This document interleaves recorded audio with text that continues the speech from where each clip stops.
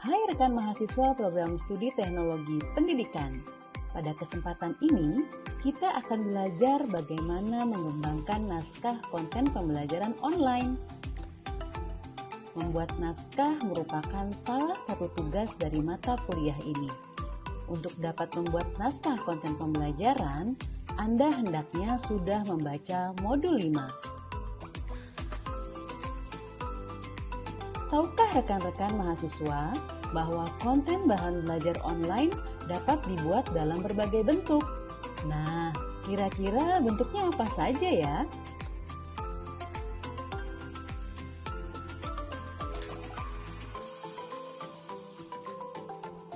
Coba cek jawaban kalian. Konten pembelajaran dapat dibuat dalam bentuk teks atau tulisan dengan format HTML atau PDF. Konten pembelajaran juga dapat dibuat dalam format suara, gambar, animasi, dan video, atau dalam bentuk multimedia. Dalam membuat naskah pembelajaran, kita harus mempertimbangkan 3 faktor penting. Pertama, siapa sasaran peserta didiknya? Apakah anak usia dini, siswa SD, siswa sekolah menengah, atau mahasiswa? Sebagai contoh, anak usia dini belum mampu berpikir abstrak, maka sajian konten kita harusnya bersifat konkret, misalnya memperbanyak visual dan suara yang mendukung. Kedua, aspek teknis dari konten pembelajaran. Aspek teknis terkait dengan mutu visual, kemudahan navigasi, dan kemudahan diakses oleh pengguna. Ketiga, format naskah konten pembelajaran. Apa bentuk format yang digunakan? Secara umum, terdapat 3 kelompok format konten bahan pembelajaran online. 1. Konten yang berbentuk teks atau infografis. 2. Audio, misalnya podcast atau audio streaming. 3. Video. Sebelum membuat konten pembelajaran, kita terlebih dahulu harus membuat naskahnya. Nah, apakah rekan-rekan tahu apa yang disebut dengan naskah dan bagaimana cara membuatnya? Untuk itu, mari kita simak dengan seksama video berikut ini. Naskah dapat diartikan sebagai pedoman tertulis yang berisi informasi terkait uraian tampilan, seperti teks, visual, audio yang akan menjadi acuan dalam pembuatan konten pembelajaran. Format naskah berbeda, tergantung dari bentuk konten yang akan dibuat. Berikut adalah contoh format naskah konten berbasis teks. Contoh format naskah konten berbentuk audio.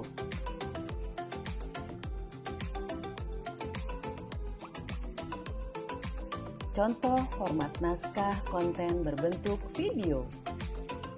Nah, rekan-rekan mahasiswa, pernah membuat format naskah yang mana nih?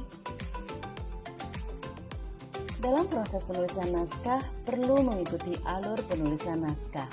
Tahukah rekan-rekan alur penulisan naskah seperti apa?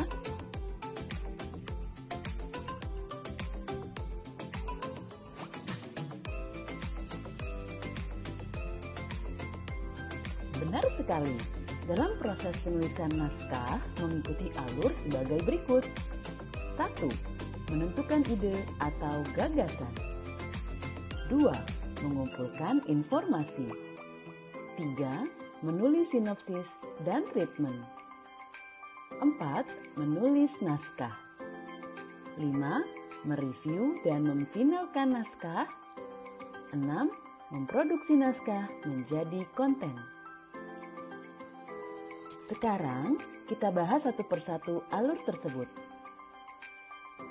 Ide adalah langkah pertama dalam membuat konten.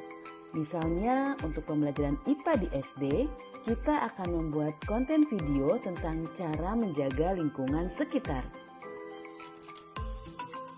Untuk mengumpulkan ide atau gagasan, kalian bisa mengumpulkan informasi melalui kegiatan diskusi atau melakukan riset atau penelitian guna mendukung naskah yang dibuat.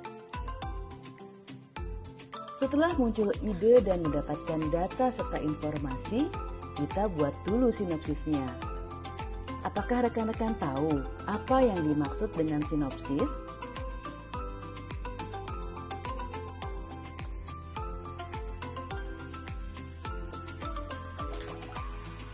Ya, bagus sekali. Sinopsis adalah ringkasan isi konten materi yang kita kembangkan. Tujuan utamanya adalah untuk memberikan penjelasan secara ringkas dan padat tentang tema atau pokok materi yang akan kita kembangkan. Setelah ada sinopsis, selanjutnya kita mengembangkan treatment. Treatment adalah uraian ringkas tentang bagaimana urutan atau alur sajian konten dari awal sampai akhir. Langkah selanjutnya adalah kita akan menulis naskah. Ide yang sudah tertuang dalam treatment dituliskan secara rinci materinya ke dalam naskah ini. Menulis naskah artinya juga menuliskan rincian teks, visual, dan audio dari sebuah konten. Untuk konten berbasis teks, naskah dibuat dengan menuliskan teks, memasukkan gambar atau foto langsung pada aplikasi pemrosesan kata. Untuk konten audio, naskah dibuat dengan teknik satu kolom, di mana narasi dan efek suara menjadi satu bagian. Sedangkan untuk konten video, naskah dibuat dengan teknik 2 kolom atau 1 kolom, tergantung seberapa detail visual yang akan ditampilkan. Teknik 2 kolom terdiri dari kolom narasi atau audio dan kolom visual. Sedangkan untuk konten multimedia, naskah yang dibuat menampilkan kolom visual, narasi, dan interaksi. Naskah yang sudah selesai ditulis perlu ditelaah oleh ahli materi agar isinya valid dan benar. Selain itu, naskah juga perlu ditelaah oleh ahli media agar alur sajian, visual, dan audio, format, serta aspek teknis lainnya sesuai dengan usia peserta. Dengan masukan dari para penelaah, selanjutnya penulis merevisi dan memfinalkan naskah sebelum diproduksi. Nah, rekan-rekan mahasiswa, setelah Anda menyaksikan konten ini, silahkan pelajari kembali dengan teliti modul 5 mata kuliah TEPEN 4401, kegiatan belajar 1, 2, dan 3, agar Anda dapat melihat contoh naskah. Setelah itu, silahkan coba membuat naskah untuk konten Anda. Mulailah dengan langkah-langkah yang sudah kita bahas tadi. Berdiskusilah dengan rekan mahasiswa lain atau dengan tutor Anda dalam kelas online. Selamat belajar!